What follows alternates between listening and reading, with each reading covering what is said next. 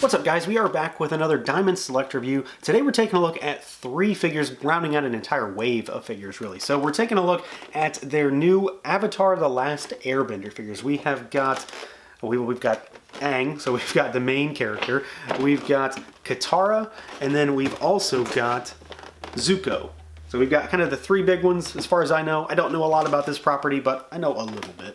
So we've got them here in the standard kind of bookend, larger format packaging for the line. You've got the figures there in the window, you've got some artwork down there, and then you've got their nameplates that run down the front. We've got some artwork that runs down the spine of the package, and then the back is just cross-sell for the wave that showcases the 3 different figures and just what the actual sculpts look like. So let's do it. Let's pull them out and take a look. And here they are out of the package, our Diamond Select Avatar The Last Airbender figures. So we've got Katara, we've got Aang, and then we've got Zuko. And again, for the sake of full disclosure, these figures were provided by Diamond for review. So let's take a look and see what these guys can do.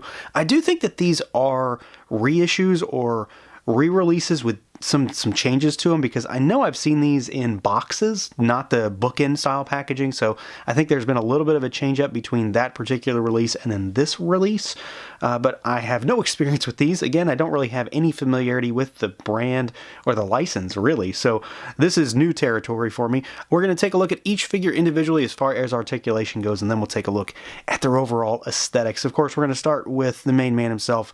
We're going to start with Aang. Now for articulation, there's some surprisingly good stuff going on with this figure. He moves better than I think he looks he moves, if that makes any sense. There are a few drawbacks on each figure though, for one reason or another. So as far as how Aang moves, he can look up. He's got a ball peg straight into the head. He can look down. He's got some tilt side to side, and then he's got rotation. Arms go out at the shoulders, but the left arm, your right, doesn't really move because he's got the shawl thing going on here. So the arm goes out at the shoulder, and it rotates at the shoulder. He's got single rotating elbows. That's probably the biggest hindrance for me when it comes to these figures in general, is that the elbows don't move as much as I would like. They've got hinging and rotating wrists. He has got a waist twist down here, so he can, well, it's more of a diaphragm cut really, but he can go backwards, he can go forwards, tilt side to side, and then rotation. Joints are kind of squeaky, at least on the upper half of this guy. Legs go out pretty far. They kick forward basically all the way. They kick backwards probably more than you ever need. And then you do have a thigh cut here. We've got double jointed knees. They're kind of big because he's got these big, massive billowing pants there. And then you've got rocker and you've got hinges down at those ankles. So he does move pretty well. Honestly, I don't have too many complaints about how he actually moves. My big complaint really, just the one thing that really kind of rubs me the wrong way, and it's consistent across all 3 figures, is the elbows. They just don't afford him the range of movement that he really needs, especially when we get into some of the effect pieces, the accessories that these guys are coming with. Now, Katara is pretty similar to Aang in terms of how she moves as well. So she's got a ball peg. She goes up a little bit. She goes down, but only a smidge. You've got tilt side to side, and then you've got rotation. Arms go out. She has nothing to get in the way, so both arms go out, and then they rotate at the shoulder. She has got a rotating bicep. So you've got a little bit of a different cut because she has an actual shirt piece, like an inner shirt, and then an outer shirt. She has that extra cut because they can hide that line. She's got a single rotating elbow, but she's even more limited than Aang is as far as how that joint moves, which is definitely an issue for me. You've got hinges and rotation at her wrist. She's got a waist twist, and then legs go out, basically the same as Aang's, about all the way. She has a skirt though, so that it definitely is going to get in the way as far as kicks go, forward and backward. She has double jointed knees, and they go really far back, but again, you're going to have to fight the skirt, so she's going to have to do something like that to get them outside, but they do move really well.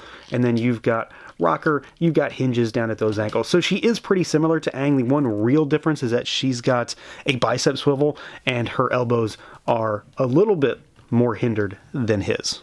Now for Zuko, he is, again, a little bit more of the same, but a little bit different too. So you've got a ball peg for him as well, but he can't look up because of his hair. It hits all the way down to his shoulders, but he can look down a little bit, maybe more than a little bit.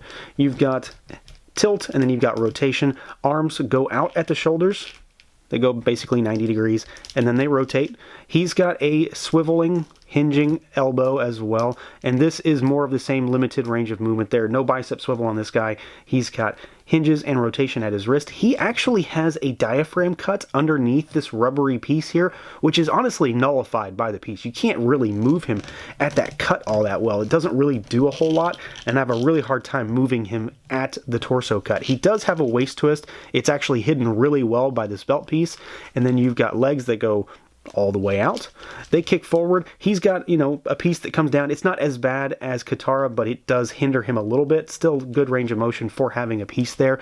He goes backwards. You've got your thigh cut in there as well. Double jointed knees, so you can get him outside of that because it hits right at the back of the knee. Similar to Aang's, he doesn't go all the way back, but he does afford full range of movement even though he has the rubbery piece. And then you've got rocker and you've got hinges down at those ankles. So he's pretty similar to the others, but he has that one kind of extra joint almost that at the same time doesn't really seem to do anything. What I really like about these figures, and I suppose this line, is the consistency of their aesthetic and the look and how they're painted, because these figures are basically entirely painted. There's not really any exposed plastic here, which is kind of cool. It gives them a very, very matte, animated-ish look and feel, which definitely works. I like that look when it comes to just about any action figure, really. If they can be a nice matte finish, it definitely works for me. Of course, you've got three very different designs here, but they obviously flow together and they obviously work really well. I don't have any real issues as far as paint application gripes or any kind of flubs or anything like that. There is maybe a little bit of thin paint on some of the stripes on the feet for both Zuko and Aang, but for the most part, I think they look pretty good. They seem to be relatively in scale with each other. Again, you know, take that from somebody who doesn't really know the source material all that well, but they seem to, you know, as far as varying heights and sizes, they seem to work well enough together. Aang being quite small, Katara being slightly larger, and then Zuko being just a little bit bigger than her. I do really like the colors on all of them. They pop really well. Everything seems to be bright and vibrant. Again, more of that animated look. You've got that kind of cel-shaded animated look and feel when it comes to the eyes on all the figures. Zuko's got his big, I guess, scar on his face or whatever that big blob on his face is supposed to be, and it just comes through what their powers are supposed to be, I suppose. Based on what little knowledge I have have an idea just at first glance that, you know, she's going to be water. He's got what looks like flames down here, so he's going to have some sort of firepower. She has got a floating piece for this little bag here. It sits on her shoulder really well. She's got her little hair kind of bands that come down out of her head, and then she's got the ponytail with the braid on it. Aang's got the big arrow that comes on his head, which I guess is the symbol for him, and it works really well. I think it looks good. It's a nice sky blue, and it's very clean and crisp. So they just work. As far as the aesthetics and the overall look and feel, I think they've got the sculpt down pretty good. I think the details are nicely painted, and overall the colors work, and just the general finish and the cohesive look of this particular line. That's really what it is. They all look very consistent across each figure, and they definitely look like they belong together. Now, as far as accessories goes, this is where my frustration kind of lies with this set of figures, because they have some really cool looking effect pieces, and honestly, when I got these guys out of the box, my first thought was, these look fantastic. The effect pieces definitely play up their power sets, but the more I mess around with them, the more I realize that maybe they're just not suited to me, or I'm just having a really hard time getting them to function and to work and to just sit the way I want them to sit. It's almost like they were slightly amiss when it comes to how to position these. It's almost, in a lot of cases, it almost seems like they're too big, because these are really big effect pieces. I mean, Aang's here is bigger than the figure itself. So yeah. So to start with, you've got a couple extra hands for this particular figure. He's got a flat palm right hand, and he's got a style pose left hand to replace the fists if you want. And then he's also got this little dude right here. I don't know what this is. Some sort of little mouse, monkey, rat type of dude. White and black with green googly eyes. It's funny looking, and it definitely looks cool. I'm fine with this thing.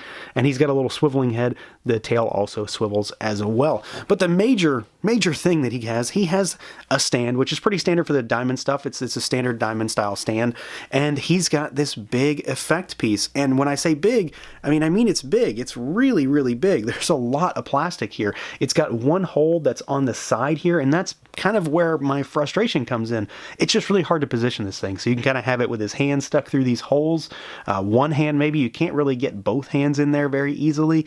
And it looks cool. It definitely plays up an air power type of thing. So you've got this big effect piece, but at the same time, it just seems too big for me. I feel like it should be at least a little bit smaller, maybe something that just sort of fits around his hands rather than being this big monstrous thing. Now with Zuko, he comes with only one accessory. Well, two if you count the stand. So they all come with the same kind of stand. But he doesn't have any extra hands. He just comes with this thing, this big effect piece. He has this big monstrous piece of fire. And the effect on its own looks really cool, but it's another instance of it's really difficult to implement it, and it's humongous. So let me take it off. I mean, it's huge. This is a humongous piece of plastic here, and it's literally almost as tall as the figure. For a fire effect piece, this really should be so much smaller. I just don't know what to do with this. It has a singular peg that actually is kind of angled up into it, so it's hard to sit it as a fireball going forward, not to mention the fact that when you do that, he's so far away from it that it's hard to actually use it, and you can have it kind of sitting on his hand in some ways, kind of like I had to begin with, but at the same time, it's really heavy, it weighs down the stand, so it's kind of cool, but it just seems cumbersome in practice. Lastly, we've got Katara, and hers it's kind of more of the same. She has some extra hands just like Aang does, and honestly I believe they're the exact same hands that he has. So she's got a flat palm hand, and then she's got a style pose hand that's really similar to what she comes with out of the box. This would be their true replacement. They just don't have the arrows painted on like Aang's do. And she has this really interesting water effect. She's got the same kind of stand, and of course just like the rest you can change them up. They're a little modular, so you can shorten them, change them up, angle them, things like that.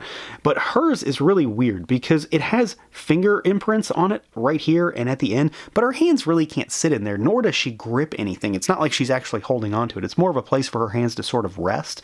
And I have a really hard time figuring out how to get this thing to work. Is this what it's supposed to be doing, where she's kind of wrapping water around herself? There's a few other configurations that I've gotten it to sit in, but it's a weird piece of plastic because the peg doesn't go all the way through the hole that they provided, so it wants to kind of lean forward a little bit. It looks good. That's really the key takeaway with all three of these effect pieces. They're big, they're well painted, what paint they do have on them in some cases, and they look good. They are great representations of these powers that these characters have, but they're really cumbersome. I mean, again, all three of them are like as big as the figure itself, which just makes it difficult to actually implement them and utilize them in a way that isn't too cumbersome, because frankly, this is a whole lot of real estate for one translucent blue piece of plastic. So overall, these are okay figures. They definitely have their ups and their downs though, and I guess it depends on what you're really after here.